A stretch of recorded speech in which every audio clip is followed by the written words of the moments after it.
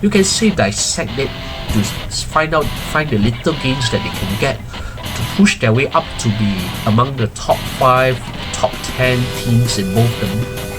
I think the top 5 for the women and for the top 10 in the men. When high standards are already achieved in Japanese football, the challenge annually is to ask themselves whether they can raise this bar higher when it comes to international football. And that is where the men's and women's national teams face this unique challenge over those 12 months this year. Diajar takes a review on how they have fared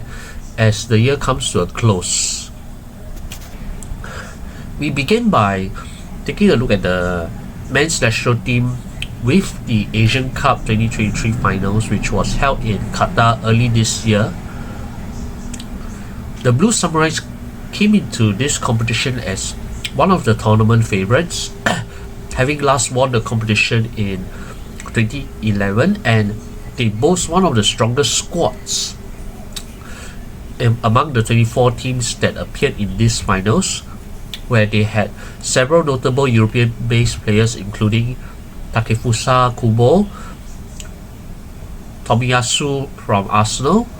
Takumi Minamino from Monaco and ex-Liverpool, and Wataru Endo, who is currently with the English Premier League leaders Liverpool. However, their approach throughout this Asian Cup is not merely to want to try to win it like how their Asian rivals, South Korea, Saudi Arabia, Japan, Iran, how they and Australia, how they will see it. But instead, their national coach Hajime Moriyasu has a different idea on how Japan ought to approach the Asian Cup. As we saw in the subsequent results, it is quite clear that Moriyasu was actually using the Asian Cup as a platform to experiment and to tinker with his players and formation, even though the opponents were not at the same level as their world-class teams in Argentina, England, Spain. But what he wanted to see is whether those 23 players he chose could adapt to tournament football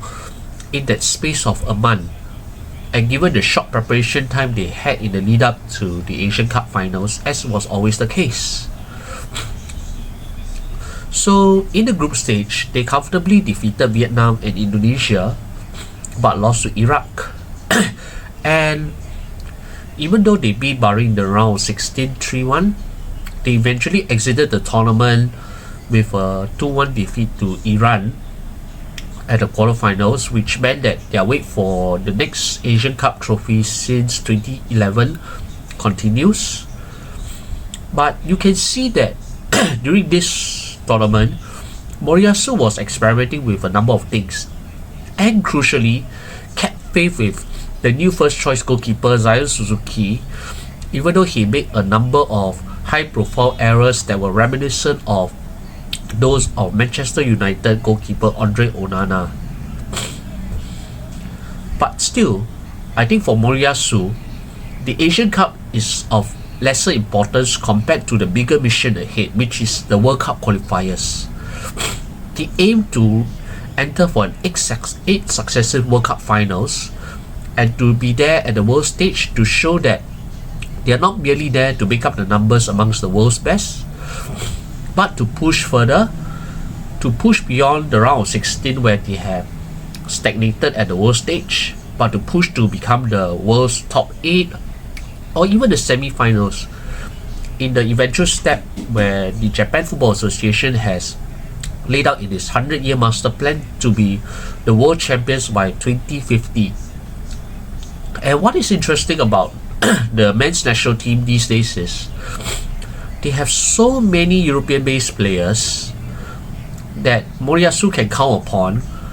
to fill up a side comprising entirely of European-based players if he really wants to. And as what he had actually done back in the pandemic period in 2020 or 2021, where he had an entire squad of just European-based players to play to play two friendlies in Europe. So you can see that in Hajime Moriyasu's case, what he wanted for the Blue Samurais is, number one, to show that they can compete, they can adapt to tournament conditions, to use it as a dress rehearsal for the World Cup finals, which will be held in the United States, Mexico, and Canada in 2026. Secondly, is to actually see whether these formations can work, and whether this will be applicable to the more serious tests that came later in the year in the World Cup qualifiers. And so when the World Cup qualifiers came along after the Asian Cup finals, it's quite clear where their priorities lay. In the second round of World Cup qualifiers, their remaining 4 games, they continued where they left off and won their remaining 3 games, excluding the 3-0 walkover win that they were awarded because North Korea could not find an alternate venue for their home game against the Blue Samurais. So they clearly finished out of the group, secured the Asian Cup 2027 finals ticket in advance, and they did not concede a goal when they recorded a 100% record in the second round of World Cup qualifiers. Granted, it is against modest opposition, but as we would find out later in the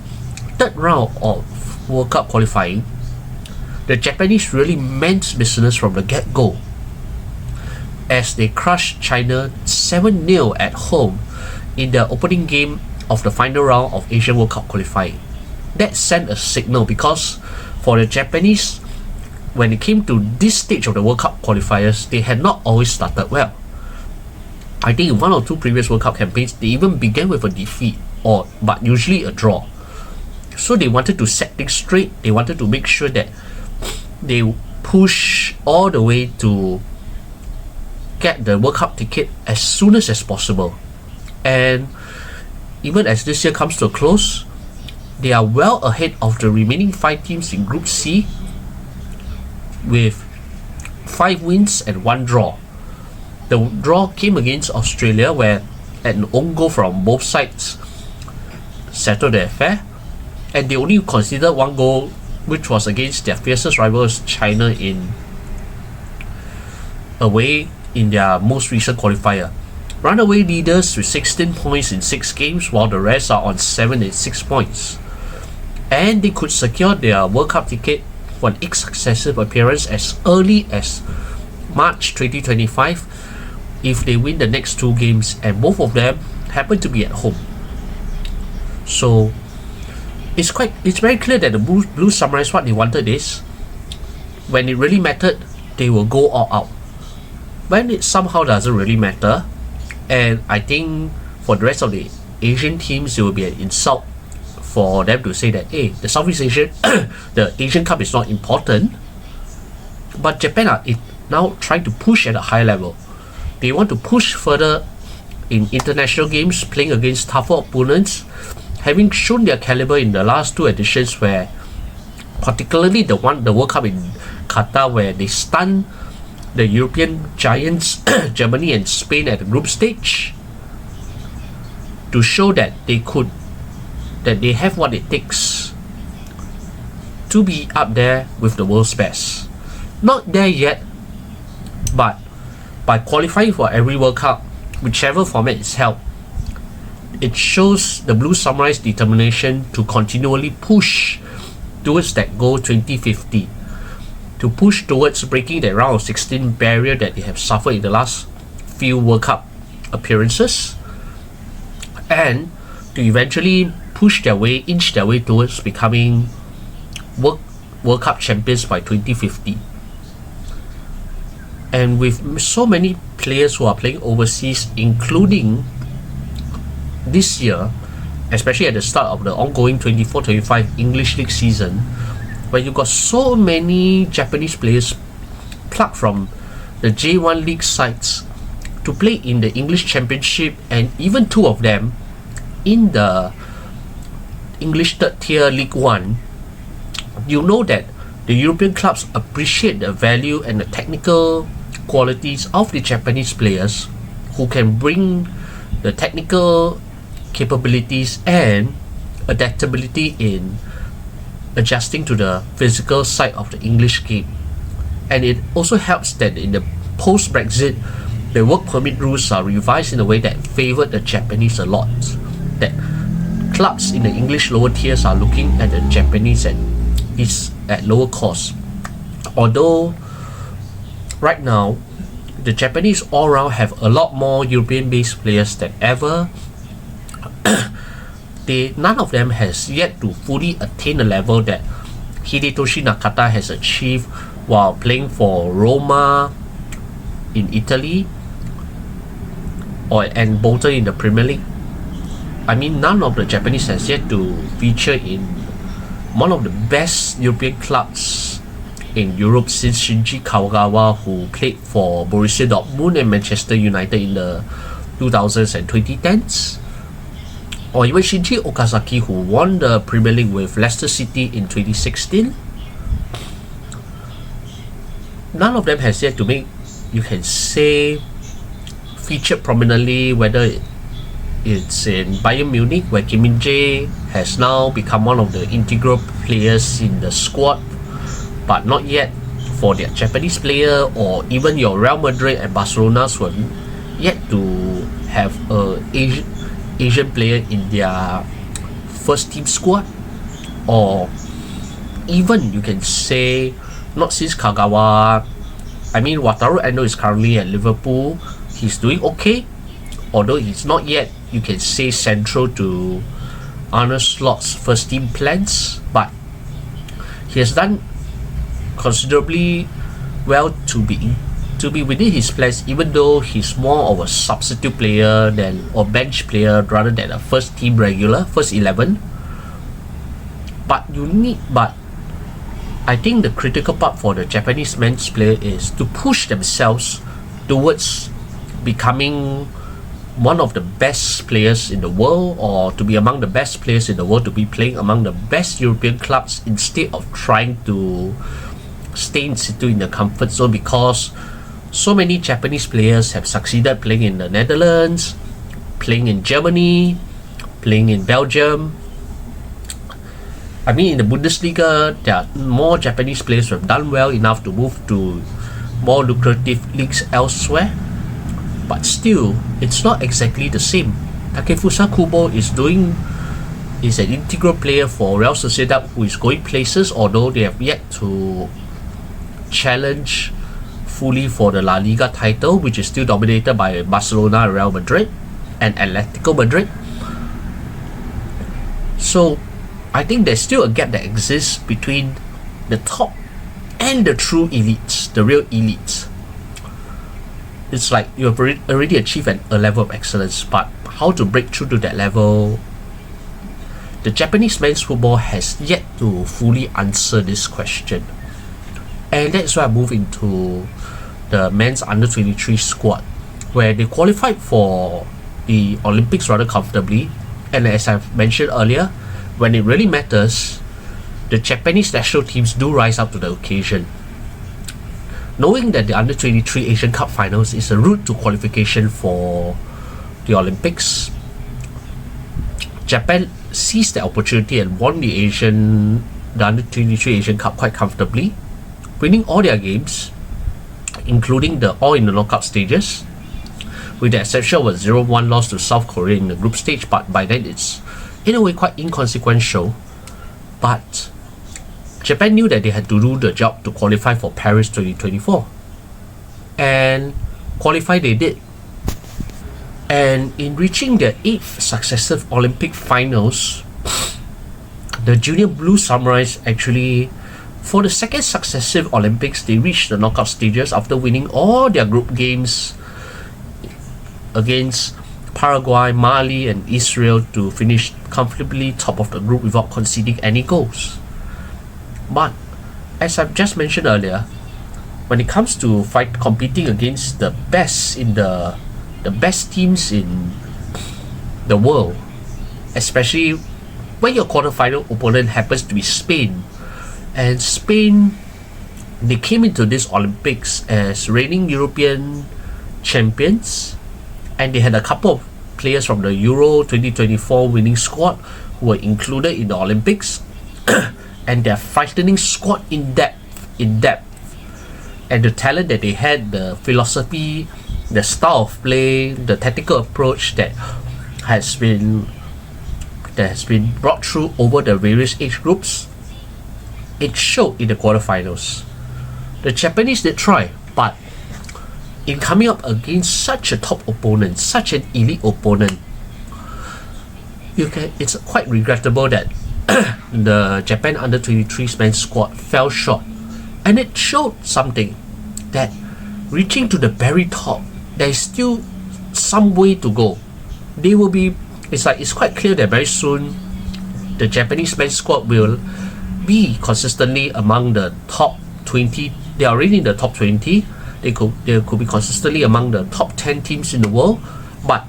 could they actually push to really be the top 8, the top 4 when it really mattered, when it comes to the World Cup, when it comes to the Olympics? And whether they can produce players who are more than good enough to play for your Real Madrids, your Barcelonas, your Juventuses, or even you can say your Manchester Cities or Liverpools. It remains to be seen, because to break through to that elite level, it requires more than just the procedures, the processes that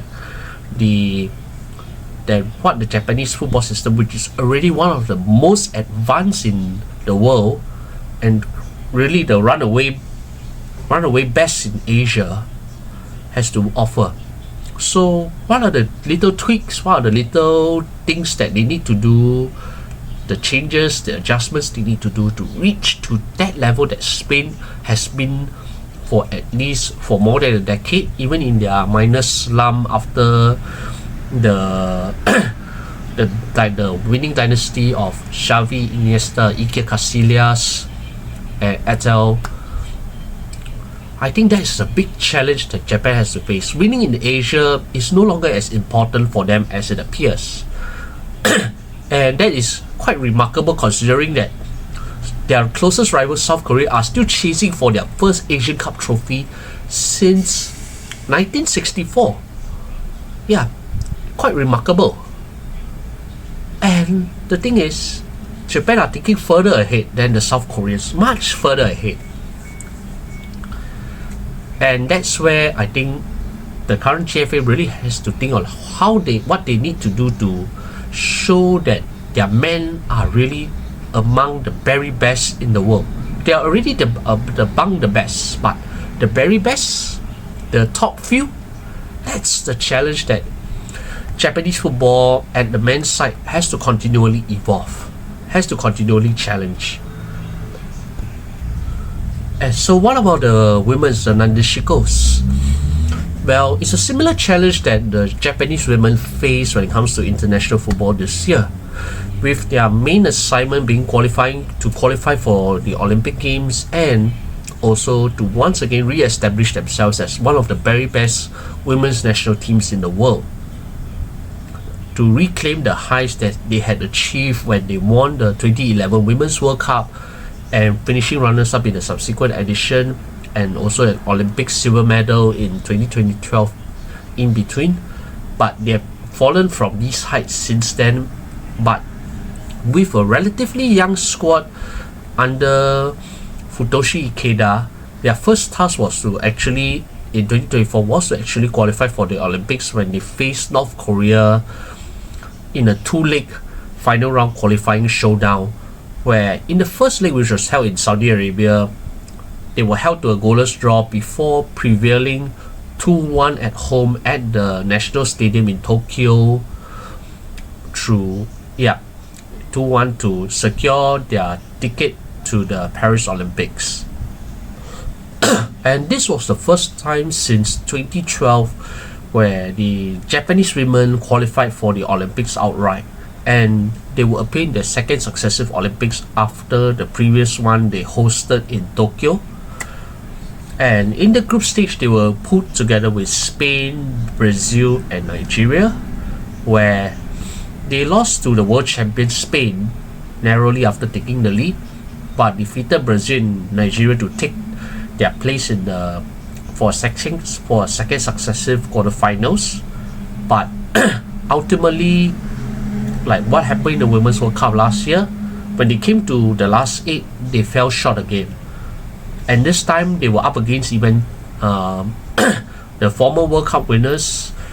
the United States, who will eventually go on to win the gold medal. In that quarterfinal, Japan held on until they lost by a solitary goal to Trinity Rodman to be eliminated from that stage. And you can say once again, another medal dream remains elusive since their 2-1 loss to the same opponents in the final of the 2012 London Olympics. And with Japanese women's football failing to push further up when it really matters, Futoshi Ikeda's contract was not renewed, and they did wrap up in what was rather a relatively quiet year when it comes to real competitive action, with a 4-0 win over South Korea. And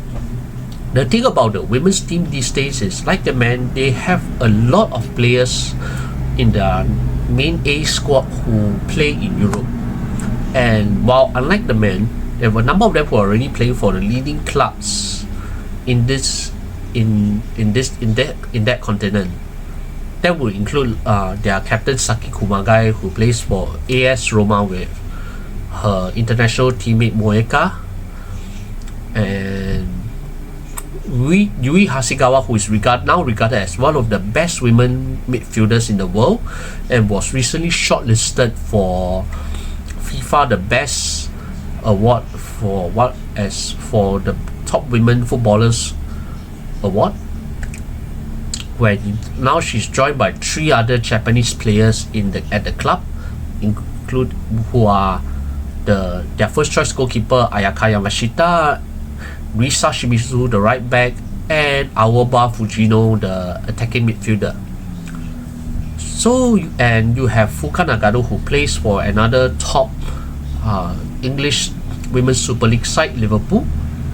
So you can see that the quality is there, whether it's in Italy, in England, and also even in Germany and Sweden. So you can see that there is some substantial steps to re-establish themselves as one of the best women's team. But it appears that after Norio Sasaki brought the Nadeshiko to global glory in 2011, the successive Japanese coaches who have coached the women's side have not been able to evolve as much. And that's where actually in December, earlier this month, they announced that the women will now have the first ever foreign national coach in Niels Nielsen, a Danish men's coach who actually last coached the Swiss women's national team in 2022 and has brought the Swiss women to the European Championships. The challenge, I think, it's not about hiring a top quality European coach from elsewhere or an American coach, like what the United States did by getting their elite English coach Emma Hayes to coach them. I think for Japan, what they want is a different tactical approach, a different style of thinking, and to get the players who are already based in Europe to be able to complement the best European practices to what the new coach will want. And also, I think you can say to regenerate another group of young women's Japanese players, where in the Under-20 Women's World Cup, Japan reached their 3rd successive final, only to lose to North Korea this time. But as a result of that, 4 of their players were actually called up for their most recent national team national team which played in that friendly against South Korea, although one of them had to withdraw due to injury. So you can see that there's still a mini generation and evolution that's still going on with the women's national team, and with the Japanese women who do not have much of a major assignment in 2025. This is the year where they can continue to adjust, to evolve, to develop under their new national coach, beginning with the She Believes Cup in the United States in February 2025, and to work their way towards regaining the Women's Asian Cup finals, to Women's Asian Cup which will be held in Australia in 2026, and where both the Japanese men and women are concerned at the national team level. I think it remains a continuous process where to fight to be among the very best remains their ultimate goal. And already they have done the hard part, getting both the men and the women to play in Europe, to be with the best European clubs, or to be in the best European leagues for the men. But the next step is, how do you get a male version of Yui Hasegawa, or you can say, or even the women's version, the men's version of Saki Kumagai, who is a respected international, highly regarded international defender of the highest caliber in the world? How do the men do that? And for the women, how do they work to regain the glories of the 2010s? How do they push and regenerate to make sure that they remain competitive at the highest levels? And I think you can say that while the J1 League has proven to be a proven product in getting those players who have had those experience, their formative experience being harder, being sharpened in the J1 League to move to Europe, the WE League, there's still some way to go compared to the men's J1 League in getting the players better ready to play against your best opponents in Europe and South America and North America. It's not just playing against Asia. You can do that with an entirely locally based WE League squad, as they did in the Hangzhou Asian Games in 2022, but it's really not the same thing when it comes to playing against teams outside of Asia. And that is the real challenge that both the men's and the women's still have to confront, still have to resolve, still have to, you can say, dissect it, to find the little gains that they can get to push their way up to be among the top 5, the top 10 teams in both them.